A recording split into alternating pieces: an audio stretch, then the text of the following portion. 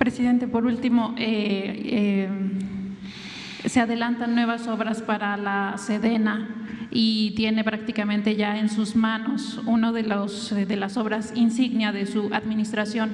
¿No estaría colocando esto a las Fuerzas Armadas en una situación de privilegio e incluso con el riesgo de tergiversar su naturaleza? No, no, miren, las Fuerzas Armadas siempre han estado vinculados a los mexicanos, al pueblo. Yo creo que el programa más querido, aceptado por la gente, es el DN3. Y lo aplican las Fuerzas Armadas, son los primeros en llegar en desastres, en tragedias, en auxilio a la población. Pero también por profesionalismo son muy buenos constructores. ¿Y qué nos está pasando? ¿Por qué recurro a el apoyo de las Fuerzas Armadas? ¿Por qué me respaldo tanto en la Secretaría de Marina como en la Secretaría de la Defensa? Porque son dos pilares del Estado y resistieron el vendaval neoliberal, porque la mayoría de las instituciones quedaron deshechas. Todo lo que es la industria de la construcción se destruyó en el periodo neoliberal. Desde 1988 no había un ingeniero como secretario de comunicaciones.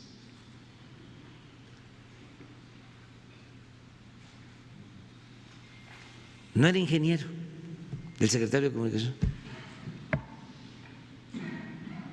desde el 88. ¿Qué eran entonces? Independientemente de la profesión, pues facilitadores para la entrega de contratos,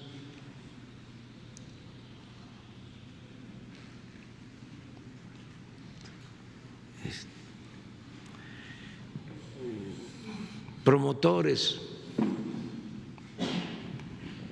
de concesiones.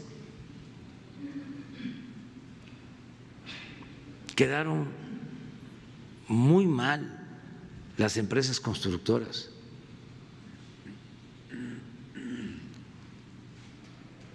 No solo las nacionales, las extranjeras. Pues en el periodo neoliberal actuó Odebrecht.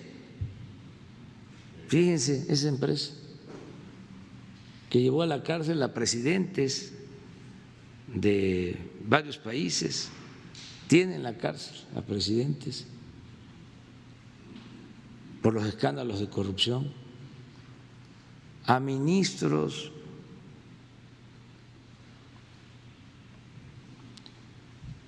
pero luego otras empresas que pensaban que México era tierra de conquista,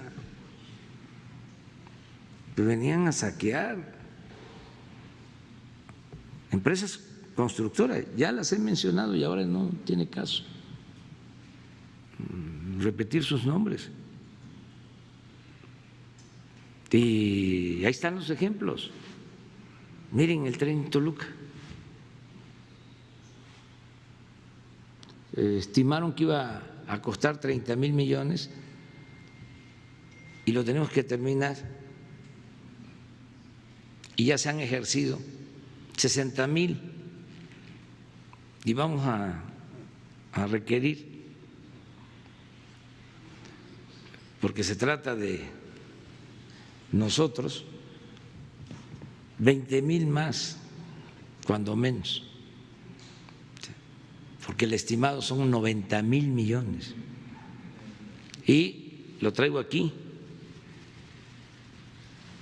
lo traemos todos, porque ¿de dónde salen los 20,000 o 30,000? ¿De dónde vamos a sacarlos? Ya estamos, no se está parando, porque ya están hasta comprados los trenes, porque todo lo hacían por el contrato. Y si esos trenes no se usan, se mantienen mucho tiempo parados, se echan a perder.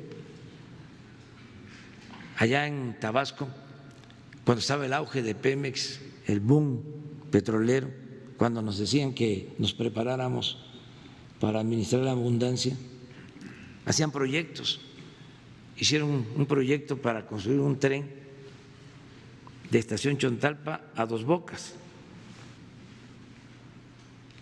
Entonces tenían que hacer la vía y pues, el tren, pero el tren implicaba hacer pasos a desniveles y puentes.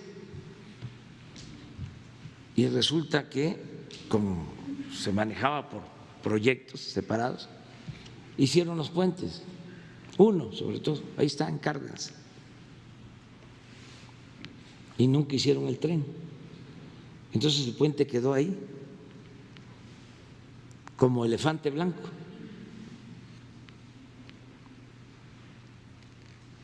Todo esto pues, es lo que nos lleva a renovar el gobierno. Lo mismo en el caso de las medicinas, las farmacéuticas, los proveedores de medicina, echados a perder, capaces de todo. Acabamos de tener el problema lamentable, me duele, de la pérdida de vidas, 6 muertos, fallecidos, porque se les aplicó un medicamento contaminado. Un proveedor de los mismos de siempre. Entonces, en este caso, ¿qué estamos haciendo? Decidimos abrir la frontera y comprar los medicamentos afuera, con laboratorios de prestigio. Por eso un periodista dijo que estábamos comprando medicinas piratas, porque eran tantos los intereses, se llevaban como 100,000 millones de pesos al año, era lo que se les compraba, y no había medicamentos o no había cuidado en el manejo de los medicamentos. Entonces, ¿qué hacer? Bueno, vamos a desinfectar, a limpiar toda esa industria. Y vamos a traer los medicamentos para que no falten los medicamentos, y además para ahorrar, para pagar lo justo, y poco a poco ir limpiando a estas empresas, que ellos mismos lleven a cabo ese ejercicio de purificación, que vayan entendiendo o recibiendo terapia de que esto ya es otra cosa, de que ya no va a regresar lo mismo y de que se apliquen haciendo negocios con ganancias razonables, con ética, con dimensión social. Entonces son procesos. El neoliberalismo fue un rotundo fracaso, sobre todo por el daño moral que causó. Este afán de triunfar a toda costa, sin escrúpulos morales de ninguna índole,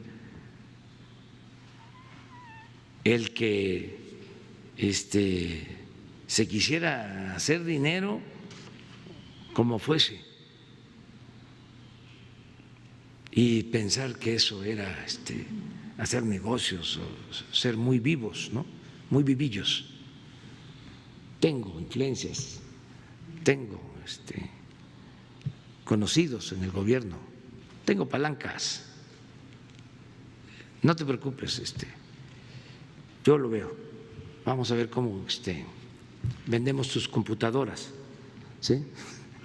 Ahora, con lo del coronavirus, sí,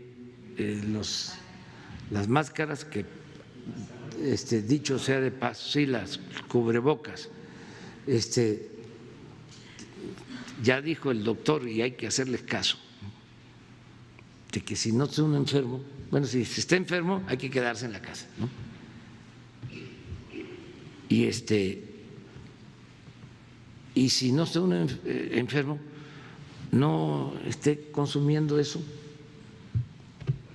porque se pueden utilizar después y van a escasear. Si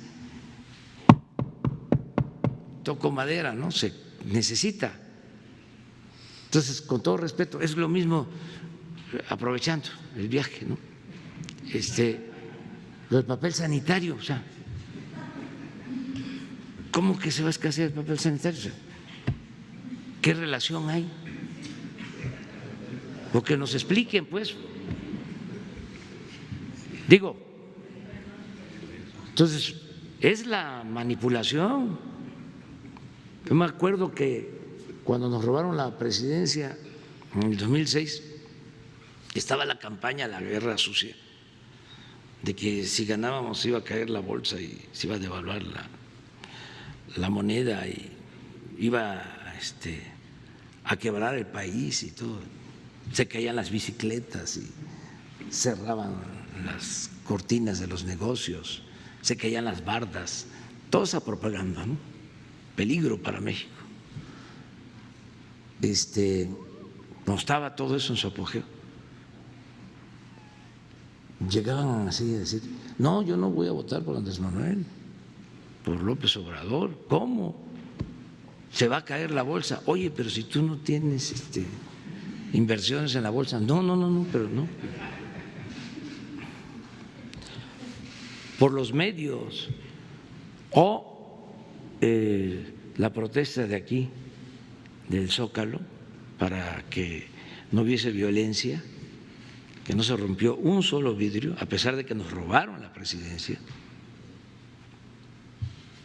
Y decidimos concentrar a la gente y no salir de aquí, del centro, porque las manifestaciones podían desbordarse y podía haber violencia. Y nosotros cuidando respetuosamente, bueno, nos costó muchísimo, una campaña tremenda en contra.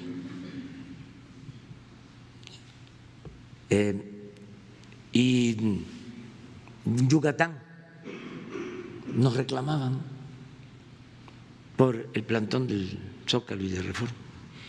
¿Pero a usted en qué le afectó? Si está en Yucatán, pues ¿cómo no va a afectar si los medios estaban a todo lo que daba Y en aquel entonces era distinto, por eso digo, benditas redes sociales. Por aquel entonces no había posibilidad de responder y se aplicaba cabalmente la máxima de Goebbels, el jefe de propaganda de Hitler, que una mentira que se repite muchas veces puede convertirse en verdad. Ahora no, ahora podemos replicar. Entonces, respondiendo a tu pregunta, me apoyo en la Secretaría de la Defensa porque son profesionales, ¿sí?, y porque así podemos cumplir y tener estos resultados. Ya imagínense si no lo estuviesen haciendo los ingenieros militares. Ahí se los dejo de tarea. Echen a volar la imaginación. Si íbamos a poder terminar con esta obra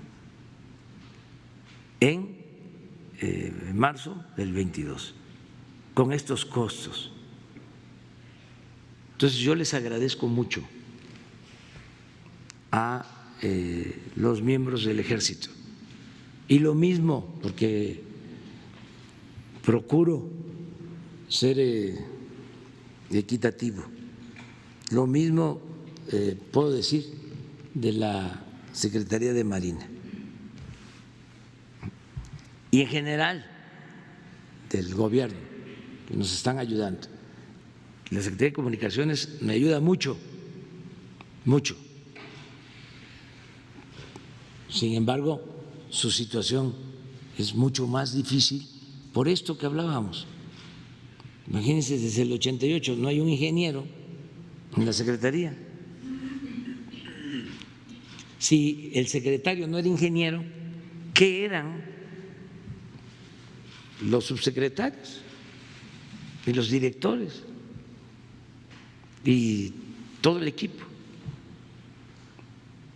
Entonces, ahí vamos avanzando.